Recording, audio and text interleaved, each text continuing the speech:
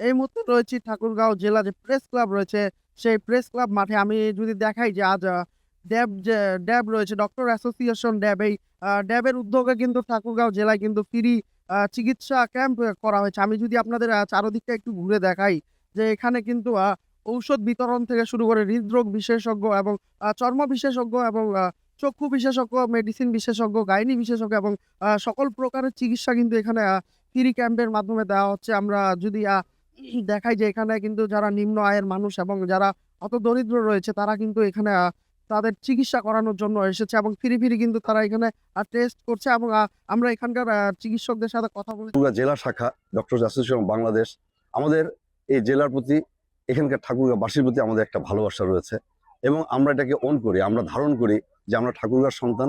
ঠাকুরগাঁও মানুষের জন্য আমাদের কোনো কিছু করাটা নৈতিক দায়িত্ব। সেই নৈতিক দায়িত্ব বোধ থেকে, সেই ভালোবাসা থেকে আমরা এখানে এটা আয়োজন করেছি। হ্যাঁ, হয়তো ব্যাপারটা এমন হতে পারে যে এমন সময়ে কেন, সময়টা আসলে আপনারা ভেবে দেখবেন যে আমরা একটা উত্তর অঞ্চলে, একটা শীত প্রধান জায়গা। কিছুদিন আগে এখানে প্রচন্ড শীত ছিল। আপনারা জানেন যে শীতের সময় বিভিন্ন রোগের প্রকোপ হয়, কিন্তু রোগীর সংখ্যা কমে যায়, বিভিন্ন দূর দূরান্ত থেকে রোগীরা আসতে পারে না। সেই জিনিসটা আমরা বিবেচনায় রেখেছি। এদিকে আপনারা যদি একটু চিন্তা করেন যে সামনে কিছুদিন পরে রোজা শুরু হয়ে যাবে এবং রোজার সময়ও এই ক্যাম্প করাটা অসম্ভব হয়ে পড়বে, যার জন্য আমরা এই সময়টাকে বেছে নিয়েছি। একটা নাতিশীতোষ্ণ আবহাওয়া, জনগণ এখানে আসতে পারবে, সেবা নিতে পারবে।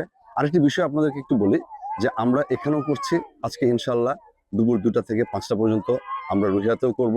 বিভিন্ন আয়ের মানুষ রয়েছে, তাদের জন্য কিন্তু তারা কিন্তু টাকা দিয়ে তারা পার্সোনাল ভাবে ডক্টর দেখাতে পারে না। সেই কারণে কিন্তু আজকে ড্যাবের উদ্যোগে এই ভিন্ন উদ্যোগ নিয়েছেন তারা। আর আরেকটি বিষয় যদি জানিয়ে রাখি যে এখানে কিন্তু ট্রিটমেন্ট দেওয়ার পরেই যদি তাদের টেস্টের প্রয়োজন হয়, সেক্ষেত্রে কিন্তু একটি করে স্লিপ দেওয়া হচ্ছে যেন তারা ফ্রি সেই স্লিপ দিয়ে চিকিৎসা করতে পারে। আমরা যদি এখানকার রুগীর সাথে যে আজকে এই যে আপনি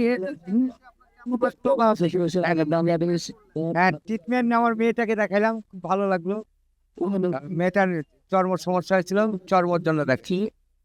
আচ্ছা, দর্শক, আমরা তখন কথা বলছিলাম যে যারা রুগীরা রয়েছে তাদের সাথে, তারা আমাদের যেমনটি জানালেন যে এরকম উদ্যোগ যদি তারা আরো নেয় তাহলে কিন্তু যারা গরিব রয়েছে, তারা দরিদ্র রয়েছে, তাদের কিন্তু অনেক সুবিধা হবে, উন্নত মানের চিকিৎসা তারা কিন্তু পাবে। দর্শক, এই ছিল ঠাকুরগাঁও যে ড্যাবের উদ্যোগে চিকিৎসা, এই চিকিৎসার সর্বশেষ। Mohammad Habib, RC TV, Thakurgaon.